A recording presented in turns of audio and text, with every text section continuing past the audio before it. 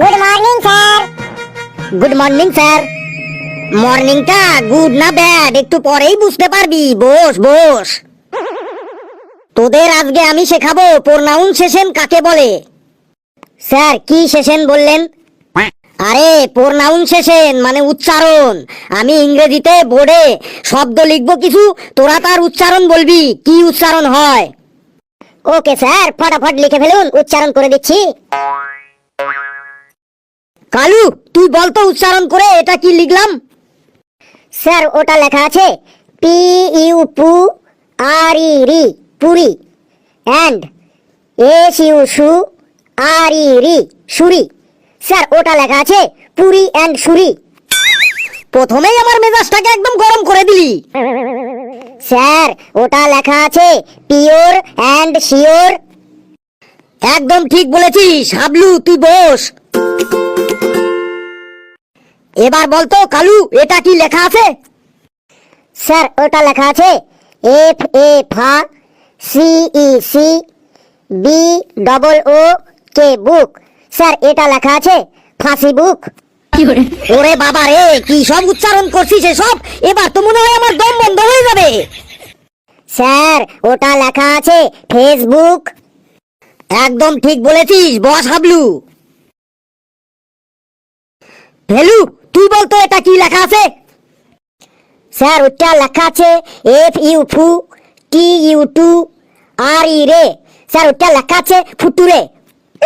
কি সাংঘাতিক রে। এই গেটু তুই বলতো ওটা কি লেখা আছে। একদম স্যার ওটা ফুটুরেই হবে। ফেলু ঠিকই বলেছে, একদম শিওর স্যার ওটা ফুটুরেই। চুপ।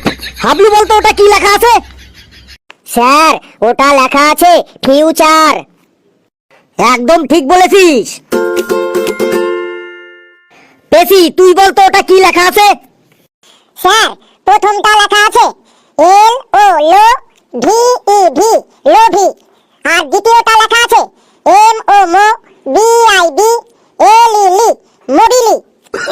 তুইও তো দেখছি ইংরেজিতে একদম বাগ বাচ্চা। হাবলু তুই বলে দে এটা কি লেখা আছে। স্যার ওটা লেখা আছে এল ও ভি ই লাভ।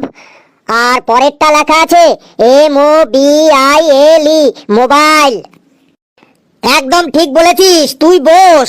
আর বাকি সবাই আমার কাছে চলে আয়, তোদের আর ছাল চামড়াটা একটু আমি মালিশ করে দিই। স্যার আরেকটা ধরুন, এটাই লাস্ট। যদি না পারি তাহলে আপনি যা করার করবেন স্যার। নে বল কি লিখলাম এটা।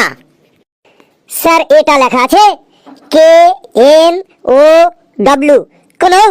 স্যার এটা কনৌ লেখা আছে। হ্যাঁ স্যার একদম ঠিক স্যার, এটা কোনই হবে।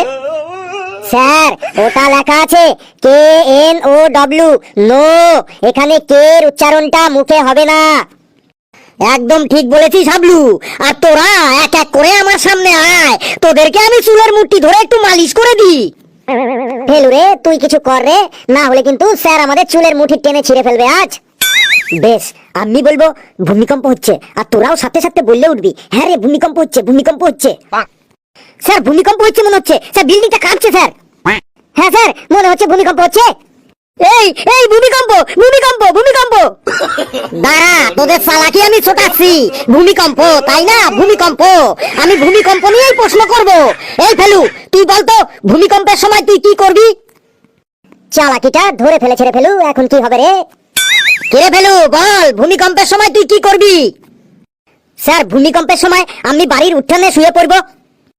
ধর তুই ঘরের মধ্যে আছিস, তখন তুই কি করবি। স্যার ঘরের মধ্যে থাকলে দৌড়ে বাইরে চলে যাব আর উঠানে শুয়ে পড়ব।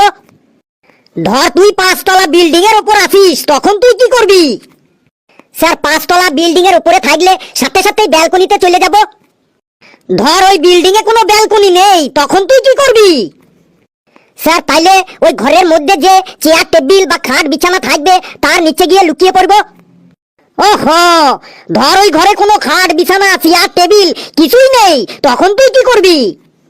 স্যার আপনি তো দেখছি আমাকে ভূমিকম্পে একদম মেরেই ছাড়বেন। উপরওয়ালা যতদিন আমাকে না ডাকছে ততদিন আমি উপরে যাচ্ছি না, তাতে ভূমিকম্প হোক আর আকাশকম্পই হোক। স্যার আপনি বলুন তো, ভূমিকম্পের সময় ওই 5 তলা বিল্ডিং এ আমার মতো কন্ডিশনে যদি আপনি থাকেন, তখন আপনি কি করবেন?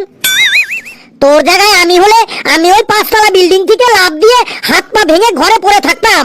কারণ তুই ক্লাসে প্রতিদিন যা উত্তর দিস সেটা শোনার থেকে আমার হাত পা ভেঙে ঘরে পড়ে থাকা অনেক